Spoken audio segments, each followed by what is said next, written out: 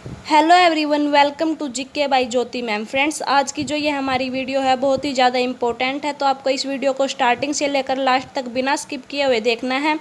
और अगर आपको ये चैनल अच्छा लगे तो चैनल को सब्सक्राइब करके साथ में जो बेल आइकन होता है वहाँ पर इसको प्रेस जरूर कर लेना, ताकि आने वाली हर एक जो भी न्यू वीडियो आएगी चैनल पर उसका नोटिफिकेशन आपके पास बिल्कुल टाइम से पहुँच जाएगा। ठीक है, अगर आपको वीडियो पसंद आए तो वीडियो को लाइक कर देना और अपने फ्रेंड सर्कल में इस वीडियो को शेयर जरूर करना। अगर आप किसी स्टडी ग्रुप से जुड़े हुए हैं, जैसे कि व्हाट्सएप पर, टेलीग्राम पर, इंस्टाग्राम पर या फिर फेसबुक पर, तो वहाँ पर इस वीडियो को शेयर जरूर कीजिएगा। ठीक है, तो चलिए जो हमारी वीडियो इसको स्टार्ट करते हैं।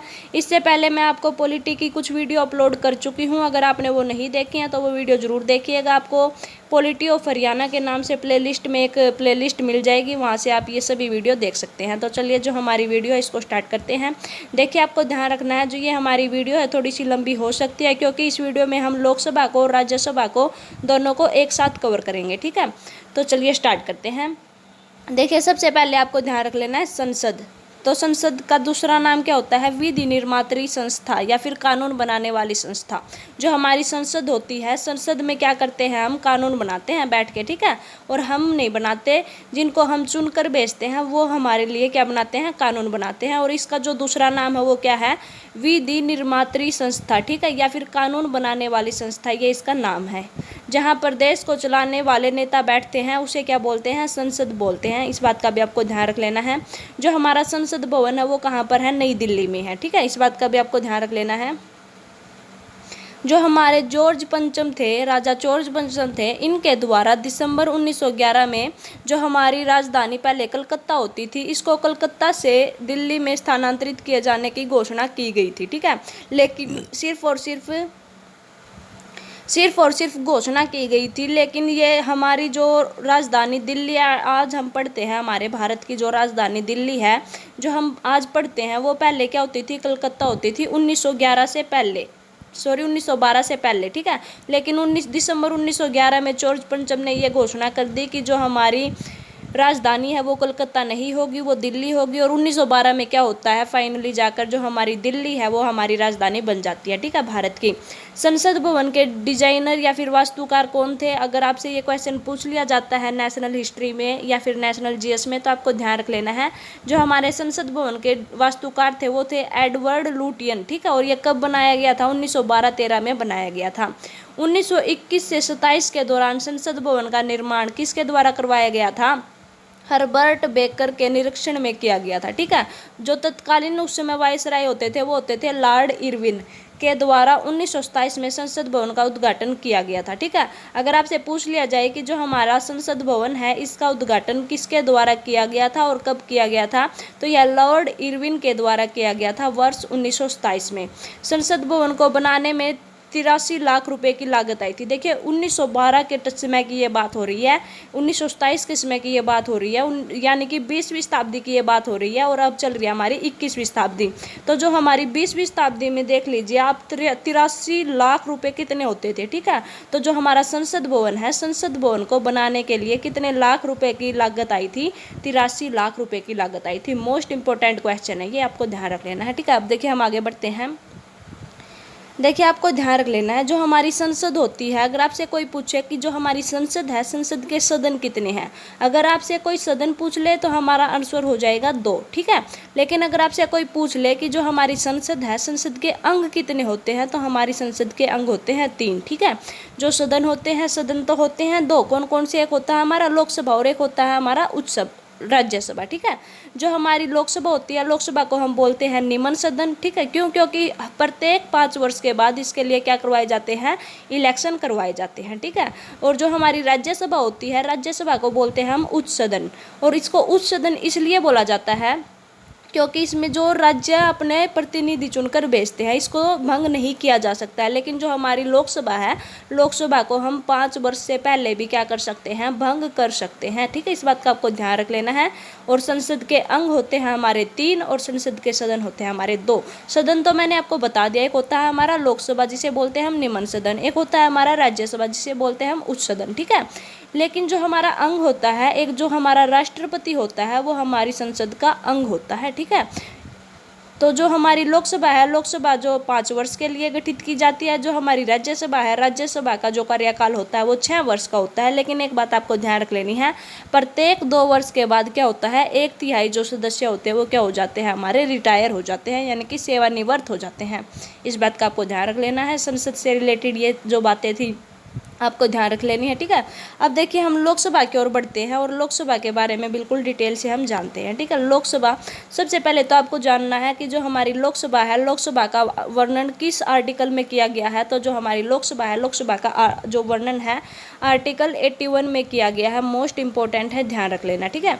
लोकसभा सदन में अधिकतम निर्वाचित सदस्यों की संख्या 550 हो सकती है और 530 राज्यों से निर्वाचित होते हैं तथा जो 20 है वो केंद्र शासित राज्यों से निर्वाचित सदस्य होते हैं। मोस्ट इंपॉर्टेंट है, ध्यान रख लेना है।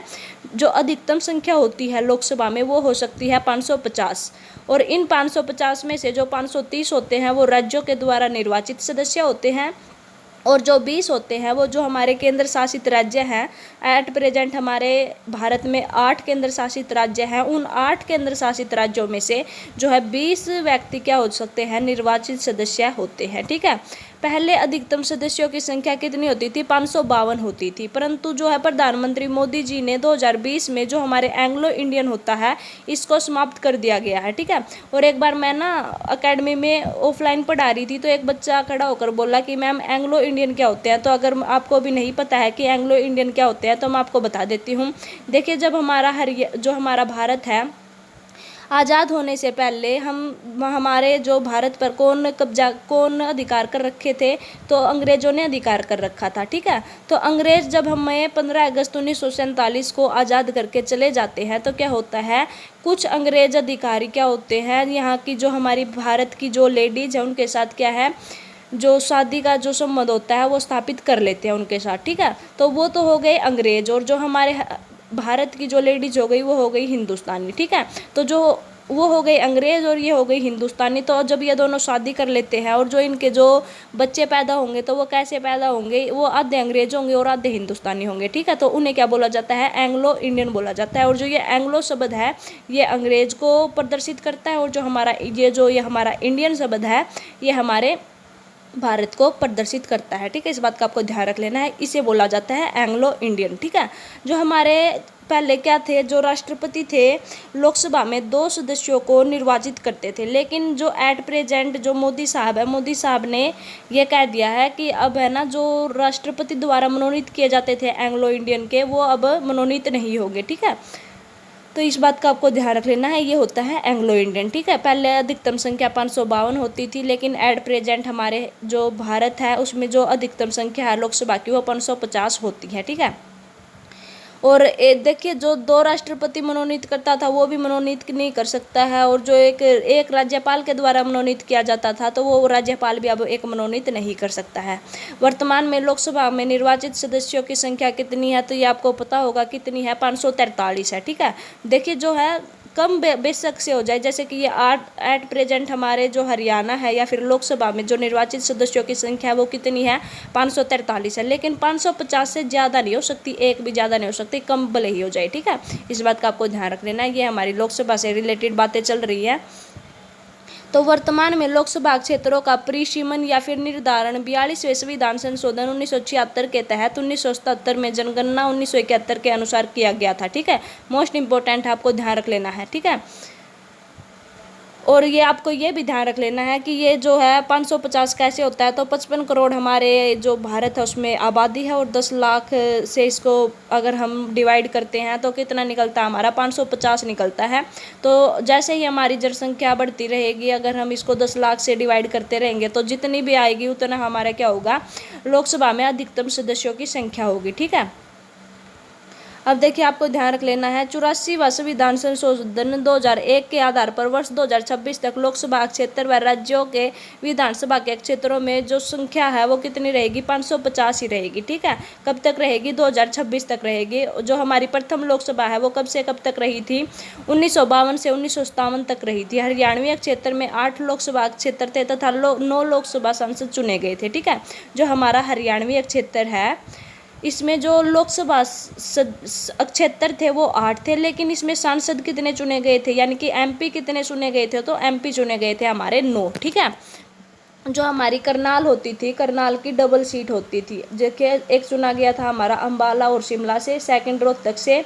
जो करनाल है, करनाल हमारी होती थी डबल सीट। तो करनाल से कौन कौन चुने गए थे, एक चुने गए थे हमारे वीरेंद्र सिंह चौहान जो कि देहरादून उत्तराखंड से थे, और एक चुने गए थे हमारे सुभद्रा जोशी जो कि सियालकोट पाकिस्तान से थे। ठीक है। एक हमारा अंबाला शिमला हो गया, एक रोहतक हो गया, करनाल झज्जर गुरुग्राम, इसको एट प्रेजेंट गुरुग्राम बोला जाता है, ना कि गुड़गांव बोला जाता है। ठीक है। हिसार, सिरसा, फाजिल्का और महेंद्रगढ़, ये हमारे 8 क्षेत्र थे, और इन 8 क्षेत्रों में से कितने सांसद चुनकर आए थे, 9 सांसद चुनकर आए थे, जो हमारी पहली लोकसभा थी। और जो पहली लोकसभा है कब से कब तक चली थी, 1952 से 1957 तक चली थी। और आपने एक बात ध्यान रख लेनी है, जो हमारा हरियाणा है, वो हमारा हरियाणा तो 1966 को आज़ाद हुआ था, लेकिन जो ये लोकसभा ये हमारी पहली लोकसभा, और पहली लोकसभा कब से कब तक चली थी, 1952 से 1957 तक चली थी। तो तब तक हमारा हरियाणा तो आज़ाद, हमारा हरियाणा तो अलग नहीं हुआ था।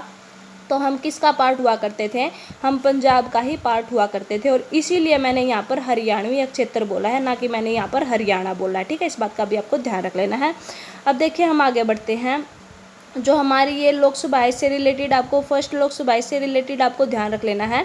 हरियाणवी क्षेत्र से चुने जाने वाली प्रथम महिला लोकसभा सांसद कौन थी, ये हमारी सुभद्रा जोशी थी। ये क्वेश्चन वैसे पूछा नहीं जाता है, बट फिर भी आपको ध्यान रख लेना है।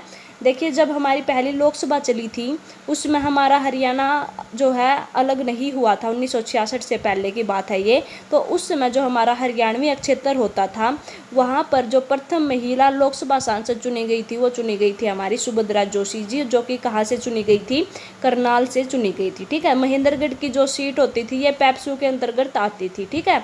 आपने पढ़ा होगा, जो हमारा पैप्सू जरूर पढ़ा होगा आपने, तो जो ये हमारा महेंद्रगढ़ सीट है, ये पैप्सू के अधीन आती थी। और जो हमारी पैप्सू है, इसकी जो फुल फॉर्म बनती है, ये आपसे ना एग्जाम में पूछी गई है, तो आपको ध्यान रख लेना है। East Punjab and Patiala union state इसकी फुल फॉर्म बनती है।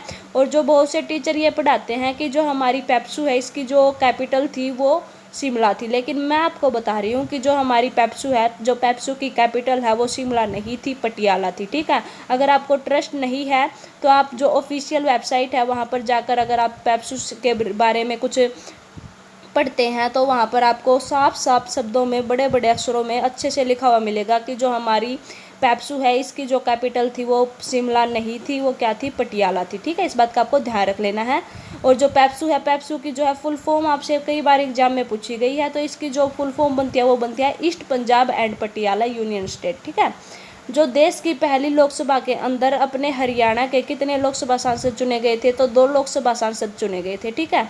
देखिए मैंने ये बोला है देश की पहली लोकसभा, ना कि मैंने बोला है हरियाणा की या फिर हरियाणवी क्षेत्र की। ठीक है। तो जो हमारा भारत है, जो हमारे भारत की पहली लोकसभा चल रही थी, उस लोकसभा में जो हमारा हरियाणा है, उस समय हरियाणा तो था नहीं, वो क्या था, हमारा हरियाणवी क्षेत्र था। तो उस हरियाणवी क्षेत्र से कितने लोकसभा सांसद चुने गए थे, 2 चुने गए थे। और कौन कौन चुने गए थे, एक चुने गए थे हमारे रणबीर सिंह हुड्डा, जो कि कहाँ से थे, रोहतक से थे। ठीक है। इनका जो प्रॉपर जो गांव हो वो इनका सांगी गांव, जो कि ये रोहतक से है। ठीक है। ये रोहतक सीट से चुने गए थे।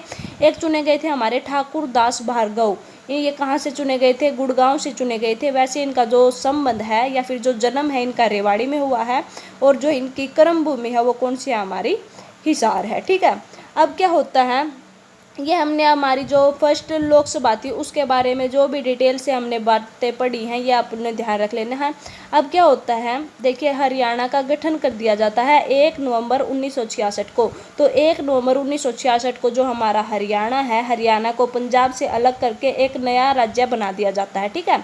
और मैं वीडियो में, इससे पहले वाली वीडियो में, पॉलिटी ऑफ हरियाणा की वीडियो में ये भी बता चुकी हूँ कि ये कौन से नंबर का राज्य बना था और कौन से संविधान संशोधन के तहत बना था। तो आपने ना जो प्लेलिस्ट है वो अच्छे से चेक कर लेनी है, और प्लेलिस्ट में जो भी वीडियो हैं 6 से 7 आपको टोटल वीडियो मिलेंगी पॉलिटी ऑफ हरियाणा की, तो वो सभी आपने चेक कर लेनी है, देख लेनी है। ठीक है। तो जब हमारे हरियाणा का गठन होता है 1 नवंबर 1966 को, उसमें कौन सी लोकसभा चल रही होती है? हमारी तीसरी लोकसभा चल रही होती है।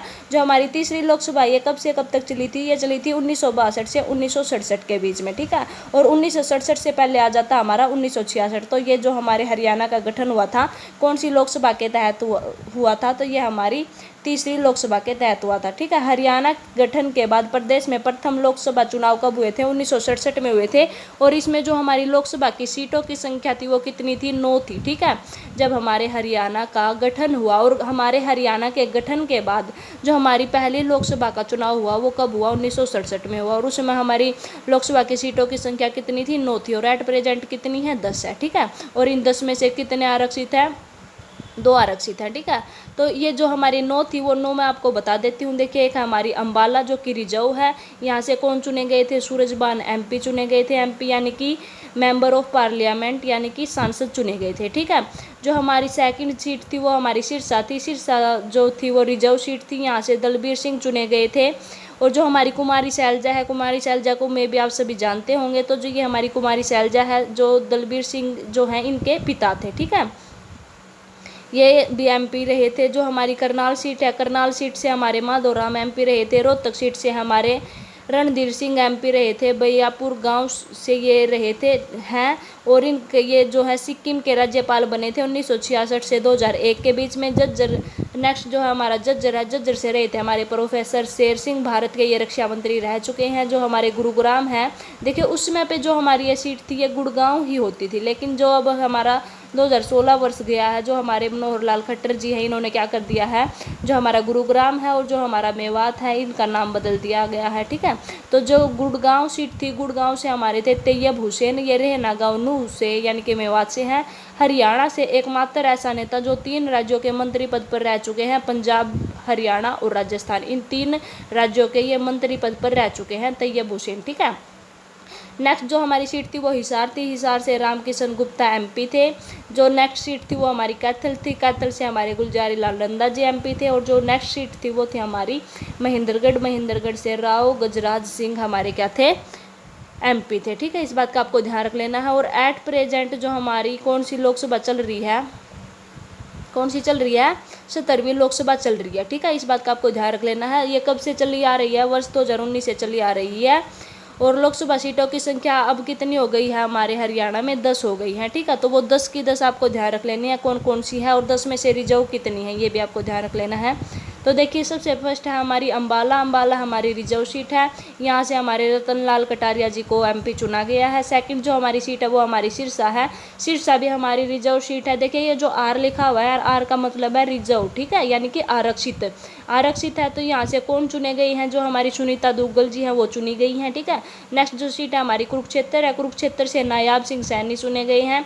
नेक्स्ट हमारी जो सीट है वो करनाल है। करनाल से हमारी संजय भाटिया चुने गए हैं। और सबसे बड़ी जीत दर्ज करने वाले हरियाणा से ये लोकसभा सांसद हैं, ठीक है। नेक्स्ट जो सीट हमारी सोनीपत है। सोनीपत से हमारे रमेश चंद्र कौशिक चुने गए हैं, ठीक है। और जो ये हमारी 17वीं लोकसभा है, लोकसभा से रिलेटेड कोई ना कोई क्वेश्चन एग्जाम में जरूर पूछा जाता है। या तो वो लोकसभा से रिलेटेड पूछ लेगा या फिर राज्यसभा से रिलेटेड पूछ लेगा। तो आपने ना जो लोकसभा और राज्यसभा है ये अच्छे से पढ़ के जानी है, 17वीं, ठीक है। जो 17वीं लोकसभा ये अच्छे से पढ़ के जानी है। तो सोनीपत से रमेश चंद्र कौशिक को चुना गया है। रोहतक से अरविंद शर्मा को चुना गया। और जो यह अरविंद शर्मा है ये सबसे छोटी जीत दर्ज करने वाले हरियाणा से लोकसभा सांसद है, ठीक है। जो फरीदाबाद है, फरीदाबाद से कृष्णपाल गुर्जर को चुना गया है। गुड़गांव या फिर गुरुग्राम से राव इंद्रजीत सिंह को चुना गया है। भिवानी और महेंद्रगढ़ इन दोनों को मिक्स कर दिया गया है। जो भिवानी महेंद्रगढ़ है यहाँ से धर्मवीर सिंह को चुना गया है। 2008 में नाम भिवानी महेंद्रगढ़ इसका कर दिया गया था, ठीक है। हिसार से ब्रिजेंद्र सिंह को चुना गया है, ठीक है। तो ये हमारे 10 ऐसे नेता हैं जिनको चुना गया है, ठीक है। हरियाणा से अब तक महिला लोकसभा सांसद कौन कौन रही हैं तो ये भी आपको ध्यान रख लेनी है। जो हमारी चंद्रावती, क्या हो गया, जो हमारी चंद्रावती है इनका जो जन्म हुआ था वो हुआ था 3 सितंबर 1928 को डालावास गांव चरखी दादरी में इनका जन्म हुआ था, ठीक है। और ये हरियाणा से प्रथम ऐसी महिला लोकसभा सांसद है जो कि चुनी गई थी, ठीक है। इनके बारे में कुछ डिटेल से जान लेते हैं। इनकी जो शुरुआती शिक्षा है वो हमारे हुई थी पिलानी यानी कि बिरला स्कूल से हुई थी। इनकी जो ग्रेजुएशन है वो संगरूर से हुई थी। इन्होंने LLB या फिर जो कानून की पढ़ाई है वो दिल्ली यूनिवर्सिटी से की थी। हरियाणा व पंजाब बार में प्रथम महिला वकील बनी थी ये, ठीक है। आसपास के क्षेत्रों में ये बुआ जी के नाम से प्रसिद्ध है। हरियाणा से पहली महिला विधायक है ये। 1954 में बाढ़ड़ा सीट से बनी थी, पेप्सू के लिए चुनी गई थी, ठीक है। पेप्सू की मैं आपको फुल फॉर्म पहले ही बता चुकी हूँ, ध्यान रख लेना है। East Punjab and Patiala union state इसकी जो है फुल फॉर्म होती है। हरियाणा से पहली महिला लोकसभा सांसद ये चुनी गई हैं 1977 में, ये 6th लोकसभा में चुनी गई थी, ठीक है। और भिवानी महेंद्रगढ़ सीट से ये चुनी गई थी। उसमें इनकी जो पार्टी होती थी वो जनता दल पार्टी होती थी। इन्होंने बरसी लाल जी को क्या किया था, हराया था, ठीक है। 1982 में क्या होता है, हरियाणा विधानसभा में विपक्ष की ये भूमिका निभा चुकी हैं और निभाने वाली ये क्या रही हैं, प्रथम महिला रही हैं। 1990 में पुदुचेरी की उपराज्यपाल ये रह चुकी हैं और 2005 में हरियाणा डेयरी डेवलपमेंट बोर्ड की चेयरपर्सन नियुक्ति ने किया गया है। इनके जीवन चरित्र पर लिखी गई एक पुस्तक है, ये मोस्ट इंपॉर्टेंट है, प्रीवियस ईयर में ये एक बार पूछी गई है और आगे भी ये पूछी जा सकती है, तो ये आपको ध्यान रख लेनी है। जो हमारी चंद्रावती है इनसे रिलेटेड आपको ये बुक जरूर ध्यान रख लेनी है। इनकी जो बुक है इनके जीवन चरित्र पर लिखी है इन्होंने राजेंद्र कसबा द्वारा, ठीक है। राजेंद्र कसबा के द्वारा ये लिखी गई है और बुक का नाम है धरती की बेटी। मोस्ट इंपॉर्टेंट है, ध्यान रख लेना है। धरती की बेटी किसके द्वारा लिखी गई है, राजेंद्र कसबा के द्वारा लिखी गई है। किसके जीवन चरित्र के ऊपर लिखी गई है, तो ये हमारी चंद्रावती जी के ऊपर लिखी गई है। और इनकी जो मृत्यु है वो 15 नवंबर 2020 को कहाँ पर हो जाती है, रोहतक में हो जाती है। जन्म कहाँ पर होता है इनका, डालावास चरखी दादरी में होता है, ठीक है। इस बात का आपको ध्यान रख लेना है। फर्स्ट ये थी। अब देखिए जो हमारी सेकंड है, सेकंड हमारी कुमारी शैलजा है और मैंने इसी वीडियो में आपको बताया था कि ये दलबीर सिंह इनके पिता थे, ठीक है। तो जो हमारी कुमारी शैलजा है ये बीजेपी पार्टी से है पर बुवाला गांव हिसार से ये संबंध रखती है। हरियाणा से पहली व वर्तमान में कांग्रेस की प्रदेश अध्यक्ष है। ये 4 बार लोकसभा सांसद रह चुके हैं और सबसे ज़्यादा बार रह चुके हैं। ये एक बार रही थी ये 1991 सिरसा में रही थी, ठीक है, सिरसा से रही थी जो कि रिजर्व सीट है। 1996 में ये सिरसा से रही थी जो कि रिजर्व सीट है। 2004 में ये अम्बाला से रही थी, ये भी रिजर्व सीट है। और 2009 में ये अम्बाला से रही थी, जो अम्बाला हमारी रिजर्व सीट है, ठीक है। और 1991 में जो ये सिरसा से रही थी, केंद्र में शिक्षा व संस्कृति राज्य मंत्री भी ये रह चुके हैं कुमारी शैलजा जी, ठीक है। इस बात का भी आपको ध्यान रख लेना है। किस पार्टी से ये संबंध रखती हैं, बीजेपी पार्टी से ये संबंध रखती हैं। जो थर्ड है वो हमारी सुधा यादव। सुधा यादव महेंद्रगढ़ सीट से 1999 में चुनी गई थी। जो है नेक्स्ट जो हमारी कैलाशी सैनी कुरुक्षेत्र सीट से 1999 में ये चुनी गई थी। INLD पार्टी से ये संबंध रखती थी, ठीक है। अब देखिए आपको ध्यान रख लेना है। नेक्स्ट जो हमारी श्रीति चौधरी, कौन है हमारी श्रीति चौधरी, जो कि भिवानी सीट से 2009 में चुनी गई थी। INC पार्टी से ये संबंध रखती है, इंडियन नेशनल कांग्रेस से। नेक्स्ट जो हमारी सुनीता दुग्गल है जो कि हमारी सिरसा सीट से चुनी गई हैं। 2019 आएगा यहाँ पर, ठीक है। जो सुनीता दुग्गल जी हैं सिरसा से चुनी गई हैं 2019 में। ये जो हमारी अभी जो लोकसभा चल रही है इसमें ये क्या है, सांसद हैं, सिरसा से हैं, बीजेपी की पार्टी से ये संबंध रखती हैं, ठीक है। अब देखिए ये हमारी लोकसभा थी। लोकसभा के मैं उम्मीद करती हूँ आपको जितने भी क्वेश्चन बने होंगे या जो भी मैंने आपको बताया वो आपने अच्छे से आप माइंड कंसंट्रेट करके बैठे होंगे और वीडियो को ध्यानपूर्वक सुन रहे होंगे। अब हमारी जो राज्यसभा है, राज्यसभा एक छोटा सा टॉपिक रहता है हमारा, इसको और हम इसी में कवर कर लेते हैं। तो अब देखिए जो हमारी राज्यसभा है, राज्यसभा में जो अधिकतम संख्या वो कितनी हो सकती है, 250 हो सकती है, ठीक है। और इसका कार्यकाल कितना होता है, इसका जो कार्यकाल होता है, जो हमारी राज्यसभा है इसका जो कार्यकाल होता है वो 6 वर्ष का होता है और इसे उच्च सदन बोला जाता है, ठीक है। लेकिन क्या होता है, इसका जो कार्यकाल वैसे तो 6 वर्ष का होता है, लेकिन क्या होता है प्रत्येक 2 वर्ष के बाद 1/3 सदस्य इसके क्या हो जाते हैं, रिटायर हो जाते हैं, ठीक है। इसका जो हमारी राज्यसभा है इसका गठन किया गया था 3 अप्रैल 1952 को। इसकी प्रथम बैठक की गई थी 13 मई 1952 को। गठन के समय इसका नाम था काउंसिल ऑफ स्टेट्स। राज्यसभा नाम कब रखा गया था, तो ये रखा गया था 23 अगस्त 1954 को। गठन के समय राज्यसभा सांसद कितने थे, हमारे 4 थे, ठीक है। और एट प्रेजेंट राज्यसभा सांसद कितने हमारे 5 है, ठीक है। राज्य के विधानसभा के सदस्य या फिर MLA इसमें भाग लेते हैं। चुनाव STV सिस्टम द्वारा होता है। STV क्या होता है, सिंगल ट्रांसफरेबल वोट, ठीक है। तो ये इससे STV सिस्टम द्वारा इसका चुनाव किया जाता है। हरियाणा से वर्तमान में राज्यसभा सांसद, तो हरियाणा में देखिए आपको पता है राज्यसभा की कितनी सीटें हैं, 5 सीटें हैं। तो इन 5 सीटों में से कौन कौन है ये आपको ध्यान रख लेना है। तो इन 5 सीटों से है दीपेंद्र सिंह हुड्डा जो कि कांग्रेस पार्टी से संबंध रखते हैं, रामचंद्र जांगड़ा जो कि बीजेपी पार्टी से संबंध रखते हैं, दुष्यंत गौतम बीजेपी पार्टी से हैं। देवेंद्र पाल वत्स बीजेपी पार्टी थुराना गांव हिसार से इनका संबंध है। सुभाष चंद्रा इनका जन्म हुआ था आदमपुर हिसार में, ये निर्दलीय है, ठीक है। लेकिन जो बीजेपी पार्टी है इन्होंने इसको सपोर्ट तो किया है, लेकिन ये किस पार्टी से है? निर्दलीय पार्टी से है, ठीक है। ये आपने ध्यान रख लेने हैं। ये हमारे 5 राज्यसभा सांसद हैं। अब देखिए आपने ना एक क्वेश्चन ध्यान रख लेना है, ये मोस्ट इम्पोर्टेंट क्वेश्चन है।